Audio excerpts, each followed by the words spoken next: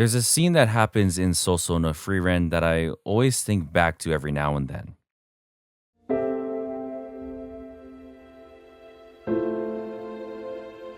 Our main characters go to an old village that Frieren once visited during her journeys with Himmel the Hero. This village is guarded by an older dwarf named Vol who's only here because of a promise he made to his wife who died years ago. It's the first time we see Frieren freely converse with someone. But there's this moment at the end of the episode where Vol, while searching for glowing mushrooms, asks Frieren if she can remember the hero's face, his voice. She of course says yes, offended by the question, to which Vol responds, "I can't remember anymore. Her face, her voice, her gaze. And yet, I'm still protecting this village for something important."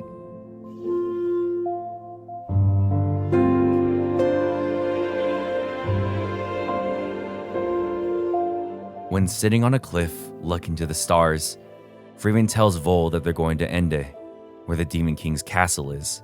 And Vol, just like he did the first time she met him, said, "I see. You're finally going to defeat the Demon King. I hope it will bring peace." Old man Full. The Demon King is already...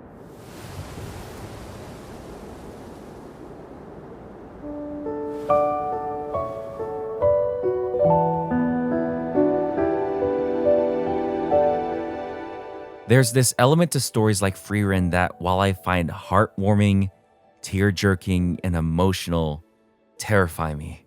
The idea that my life's work, the people that I travel life with in an effort to leave my mark in the world, and my efforts that I put so much blood, sweat, and tears into will just amount to an old statue covered in rust, a building that's no longer there, or a memory that will disappear and fade away no matter how tightly it's held onto. Time cruelly and coldly will just keep marching on. When I experience a story that I love, be it Naruto, Spider-Man, Pokemon, or Avatar, there is this inevitability that I will reach the end. Those people I've laughed with, cheered on, and cried alongside are going to reach the end of their journey. Naruto will become the Hokage and prove he was more than the Demon Fox. Peter will save the day, no matter what stands in his way. Hilda will beat Team Plasma and show N that there's more to this world that he needs to see. Aang defeats the Fire Lord and brings balance to the world. My time with these characters and their stories will come to an end, and eventually their time will too. But what happens to what I don't see? Because even if my time with them is over, theirs can still keep going until they too reach the end. I find myself drawn to stories about people who live to see the world changing around them as they have no choice but to move on or have time make the choice for them. The man once known as the hero is nothing more than a legend. The mother who gave her life for her daughter is just some stranger, another number to add to those who lived in this town long ago. Even those stories I mentioned before have continuations that show what they've become, and in every iteration it's nothing more than an idea, different from the person I remembered when I was going with them on their journey. I'm still reminded of that truth. Time waits for no one, and you are no exception. But I really wonder sometimes if there's a little more to that. Time is an inevitability, yes, and the things you do now may not even survive in the future, but what if there's more than just your own impermanence? What if, once the journey ends, there's something to be gained from it despite that terrifying fact?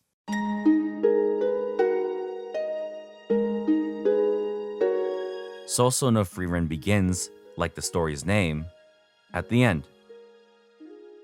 Frieren returns 50 years after the defeat of the Demon King to show her friends the better spot for the Era meteor shower that she promised that day. She looks at the statue meant to commemorate their achievements as she turns around to see what Himmel had become. A shriveled old man, a husk of who he was. They embark on one final journey as Himmel takes his last breath. It was only 10 years. a fraction of her life. Yet Himmel had given her so much. Why didn't I try to better know and understand you?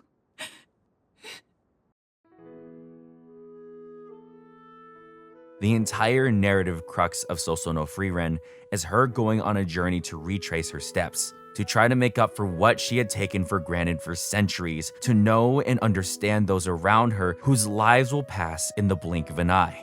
She takes on the young orphan mage Fern as her apprentice at the request of the corrupt priest Hyder, only months before she had to bury him too. They're joined by Stark, the student of the dwarven hero Eisen, who regrets the last words he spoke to his teacher. As she returns along the path of that 10-year journey, she retraces her steps with a perspective she didn't have before and wished she had when she first traveled here all those years ago. This time, with the value of a human life, she is able to understand what she lost.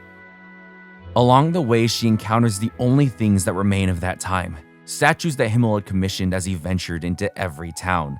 Mind you, this man is the reason why this world is at peace. These statues are all that remain of the man, and even they stand in disrepair, covered in rust and foliage. People create tales of the hero saying he pulled the legendary sword from the stone and was destined to be the chosen one, and some even doubt he was real to begin with. There are people still alive who remember what he did, who saw what he did. He saved thousands of people and defeated a menace that couldn't even be stopped by the great mage Flamme, someone who herself is shrouded by legends of what people thought she was. Thousands of books claim to be written by her, yet the only one who can tell they're fake is Frieren, because she would never mistake the work of her master. She would never forget the person who taught her how amazing magic could be. How could she possibly forget the one who saved her and the one who grabbed her hand because he loved how great her magic was? The only one who remembered Himmel's narcissistic, goofy smile was Frieren. The only one who could recall his kind words was Frieren. The only one who saw how heroic he was Frieren, who could only see his face again as it was represented in this rusted stone statue that some people didn't think was a real person. The only ones left in the world to remember people like them are those cursed to carry their memory, the memory of someone who loved what they can never see again.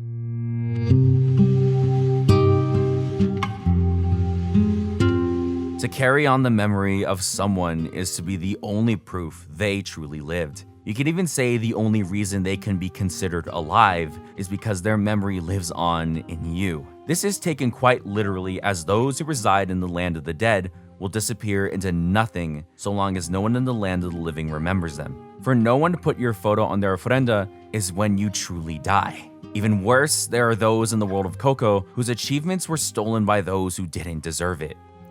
Hector, the secret and forgotten father of Coco, was the original writer of songs that were stolen, sung, and popularized by Ernesto de la Cruz. The memory of who Hector was tainted by this fact, something that rippled all the way into the modern day, where the Gonzalez family despises music because of the false belief that Hector left that family.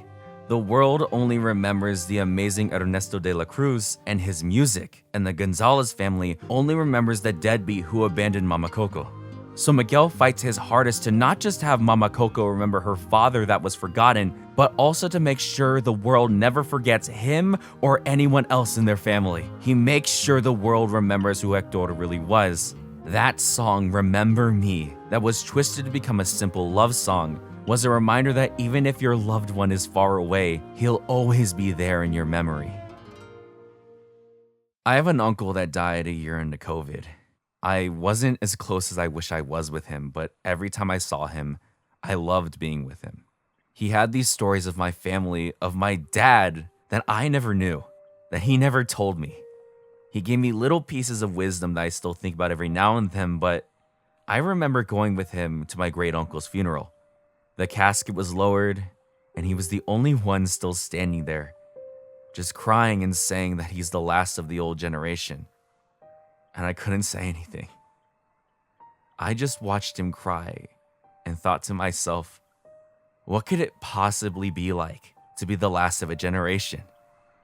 How can you deal with being the only one left to have the memories of these people? He died 2 years after that. and every memory he had went with him.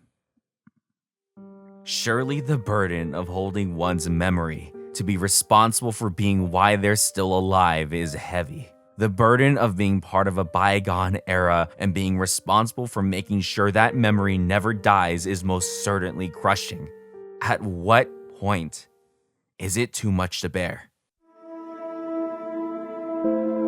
The film Creed paints us a picture of the man Rocky Balboa had become. After his Cinderella story of fighting and eventually defeating the legendary Apollo Creed, proving to the world he was more than just a bum and being immortalized by the city of Philly with a statue at the top of the Philadelphia Museum of Art steps, you would think that man would be living a much happier life. But when we see him in Creed, we see the shadow of the man we grew to love, like he lost what made him who he was. Adrian, the woman he loved with all of his heart, was dead. Paulie, her brother, died shortly after the events of Rocky Balboa. His best friend Apollo Creed had long been dead, something he believed was his fault when he didn't throw in the towel. We assume his son doesn't talk to him, considering Rocky says there's no one else left in his life. He's alone, the only one to carry the weight of the memory of those he loved. How you doing? But Adonis, the son of Apollo and a mistress, is searching for any remainder of his dad. He only knew him through the tapes of his matches and stories from his mom about the legendary Apollo Creed, a man larger than life, an icon of the boxing world, and the overwhelming shadow that Adonis lived with his entire life. In order to become a great boxer, he had to go to the only fighter who knew his dad, and that man was Rocky. Through forming a relationship with Rocky, Adonis is able to confront who he is. He's not a mistake, and he's more than just the son of Apollo. He's Adonis Creed, his own fighter, trained by his dad's best friend and the man who carried on his memory. In return, he's able to be there in Rocky's life and be someone who can support him, especially when the weight is too much to bear. Well, we went through your test results, and your biopsy came back showing signs of large-cell non-Hodgkin's lymphoma. What's that do?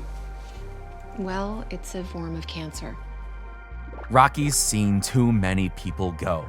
Every time too powerless to do anything. No amount of strength or taking hits to the jaw was going to stop Mick from passing away, Apollo from falling to Drago's fists, or Adrian from dying of cancer. So when Rocky too got diagnosed with cancer, he was ready to give up. He's tired. He's lived too long and lost too much. There's nothing left for someone like him. Yet Adonis is there to remind him that's not true, that he'll only fight the match to prove who he is if Rocky fights to live. Rocky needed to see what Adonis would become. Rocky needed to be there to see where his journey would go. He was strong enough to carry those memories, so he's strong enough to fight alongside his friend. The future still had a place for him. I think what terrifies me the most about this idea of time moving on is that I wonder if what I'm doing now even matters. The videos I make are fun at the moment, but in 5, 10, 100 years, will they even still be there?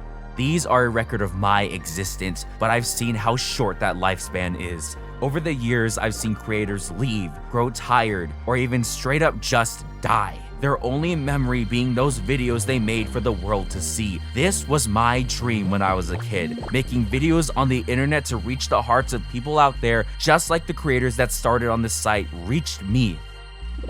But how much of that will matter as the years go by?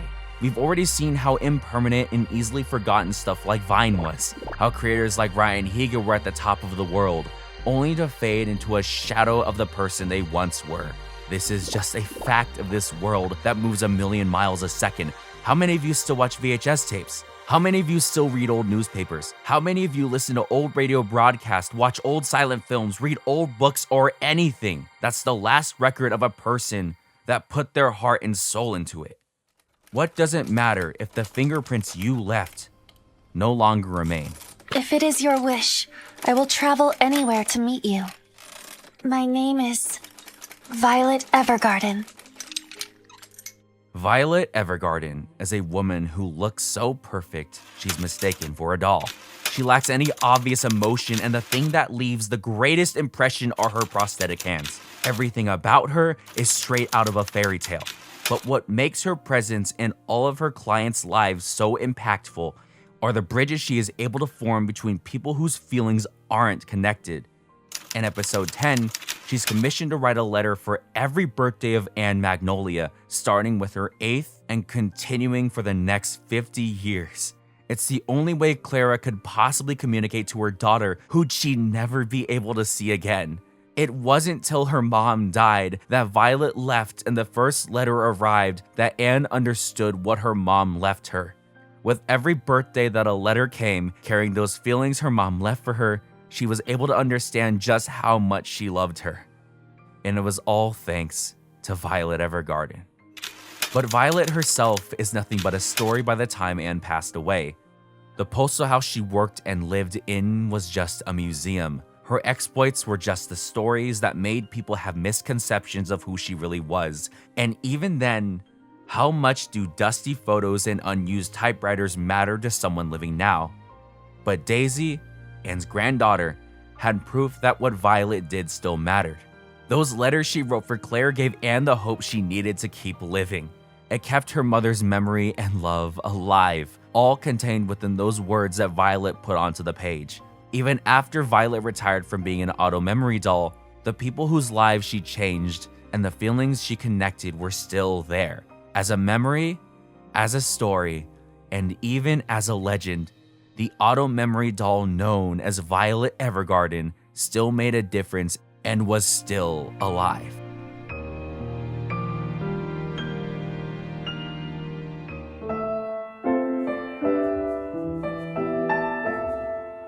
Time moves on. It's a fact. There's nothing we can do to stop it, and we can only wait for the end to arrive. The things that hold our legacy will become obsolete and lost to time. Only those who remember us will remain to carry our memory into the future. You and I will be nothing but an existence that is no longer here. And if we are the ones to carry the memory of those who are gone, we carry the burden of taking them into the future. But I don't think that's such a bad thing. You can make sure the memory of those you lost won't ever die by sharing who they were to others around you. You can carry the burden if you see that there's more right here in the present that you can still live for. You can still remain, even if the waves of time wash what little you think remains away. Even as it moves so fast, it has the potential to make your accomplishment seem insignificant by comparison.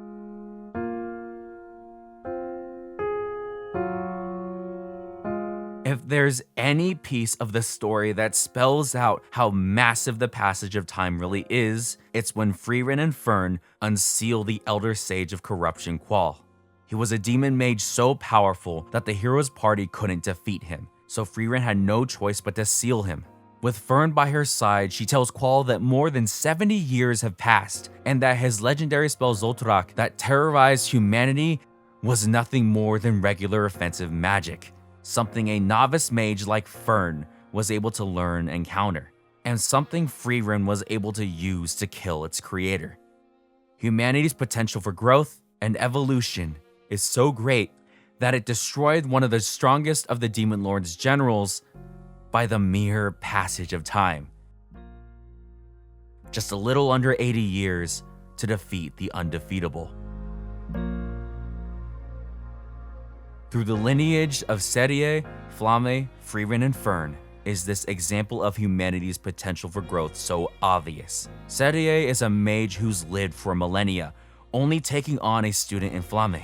That student became a mage who made magic so fundamental that even centuries after her death, her spells were indecipherable. Her student was Frieren, an elf who was fundamentally changed by her time with her master, taking on lessons that she would have never learned otherwise had she never been influenced by humanity. And following in her footsteps is Fern, a mage with potential to surpass even the great mage Flamme and change the world of magic forever. While Serie and Frieren are great and will live for a millennia due to their elven heritage, it's through humanity's potential that they were changed. Humans live for what they would consider a fleeting moment, but they make the most of what they have left. Their potential only exists because they value the short moments they have left. And in them, they are able to pave the way to the future. What I think makes Sousou no Frieren work as a story is the presence of Fern, Stark, and Sign. All of them carry the wills of the members of the hero's party, mirroring roles that they served. Sign was inspired by a statue of two heroes whose names were forgotten to time, chasing after his friend that he was too scared to follow before, the spitting image of Hyder the priest. Stark is concerned at his own perceived lack of strength, burdened by his survivor's guilt of when he ran when his older brother stood against a horde of demons. A man destined to be stronger than Aizen the warrior.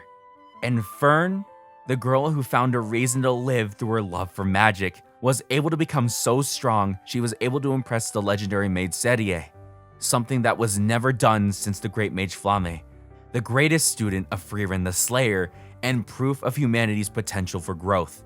By having a second chance of going on her journey with children who were able to walk in their predecessors' footprints, Frieren stands in the same position Himmel once did, and realized how truly alive he was in her memory and the places they saved together. Himmel, despite the perception history had of him, was more than that legend. He was narcissistic, arrogant, childish, and wanted his beauty set in stone so everyone knew how handsome he was. He was petty to the point that he would get jealous of a little kid who flipped up Frieren's skirt. That sword he held that was believed to be the hero's sword was a fake, because he failed to pull out the real one from the stone. He was imperfect, and every action he took at the moment seemed like a frivolity. Even the journey he took to defeat the Demon King was rife with mistake after mistake, goofing around in the dungeons and doing things that, at the time, seemed so juvenile and a blatant waste of time. But I'll relish our time adventuring and raiding labyrinths, defeating monsters, finding treasure, and then, before I know it, I'll have saved the world. Sounds like a dream to me. there was meaning in what they did together. Through every location, every village, every city, and every life that was touched by Himmel the Hero, Frieren learns that his spirit lives on despite the years that passed. Within every legend that distorted his image lied the person who Frieren longed to know, whether it be as a savior that was able to save the lives of millions, or a goofball who almost sabotaged their journey by speaking ill of the king. For some, he was a legendary hero who was destined for victory the moment he pulled the sword from the stone. But within that lie was the truth of a man who was determined to become a real hero despite the sword not choosing him. And in the faces of those statues meant to show off his beauty, even to the point where it appeared as a man who barely represented the face that Frieren grew to love. Those statues carried the meaning that I will always be here, even when I've left you behind. What he did still inspires those behind him to move on towards the future, and the person he was is still every bit as alive so long as Frieren longed to learn more about him. With every step that Frieren retraced, those were new steps for the next generation that she was raising. With every memory she was able to recall, the more she was able to hold the memories she was making now with the love she was never able to give before. In her love for Himmel the Hero, she was able to give her love to her precious children that were proof that while time is fleeting, short, and impermanent, its power to make a path for those behind us was greater than any amount of decades she had or could ever live. She would carry those memories of those who are no longer here, and she can keep them alive by sharing them with those who could carry on hers. To quote Marty Rubin, "Time does not pass, it continues. Time moves on, and every memory created will still remain."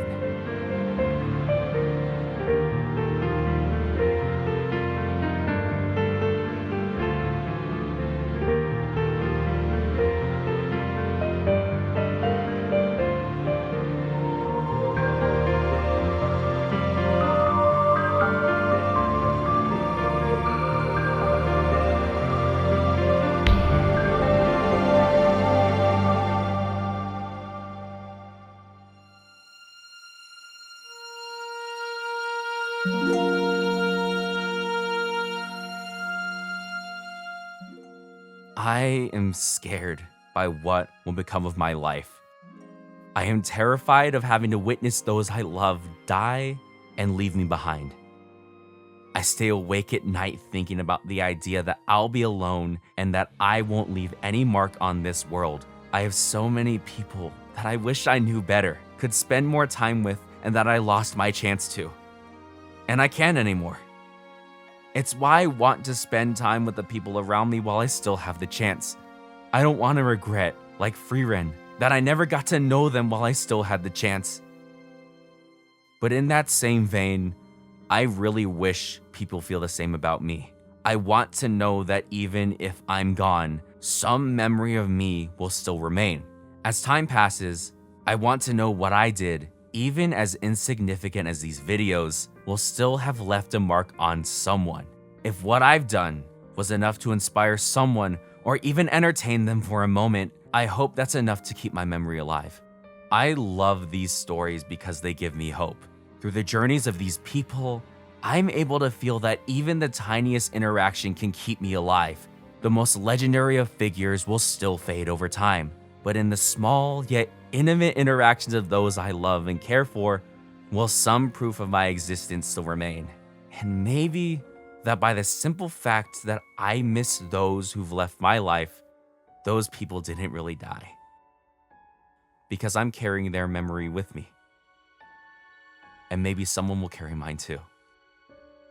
It's not through grand stories of heroism or valor, but through the lives I've touched within my reach that a life as brief as mine will still be carried into the future.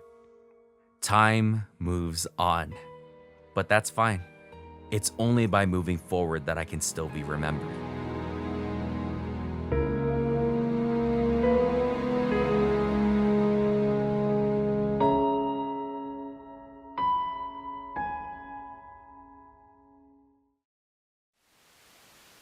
This video was conceptualized and scripted long before I got the news of the death of Dragon Ball mangaka Akira Toriyama.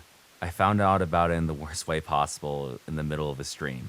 This year has been full of nothing but sad news that rips me apart. Creators, artists, and public figures who have been so normalized that they seem like they'll be here forever, suddenly making it sink in that nothing is permanent. And this, of all of them, was never something I considered happening anytime soon. Toriyama was a pillar of anime and manga. It's thanks to Dragon Ball that almost all of the series that we as anime fans and even as fans of pop culture even exist today. His influence is everywhere, his work so impactful, and his presence just seems so guaranteed. This sucks. It sucks so much. There was a solid hour or two where it just didn't feel real. I couldn't accept it. How could someone who didn't display any signs of going away soon and was in the middle of a brand new era of the story that became so commonplace die just like that? I wasn't a fan of Dragon Ball for a long time. In fact, I didn't even know Goku and Super Saiyan Goku were the same person until high school when I watched Team 4 Star's Dragon Ball Abridged. I didn't have the same impact that so many people did where it formed a part of their childhood, but what he made inspired the things that made mine. His influence is everywhere, no matter where I look. The proof that he existed is cemented in this world, but he's not here anymore. And that still scares me. So much. I wanted this video to end on a high note. I really wanted this to end with the resolution that I can keep moving forward. But that fear hasn't gone away. I'm still scared. And this news didn't alleviate those fears at all. But I guess, in a way, his legacy being proven to be as monumental as it was proves my point. You'll still live on in the people whose lives you changed. Rest in peace, Toriyama.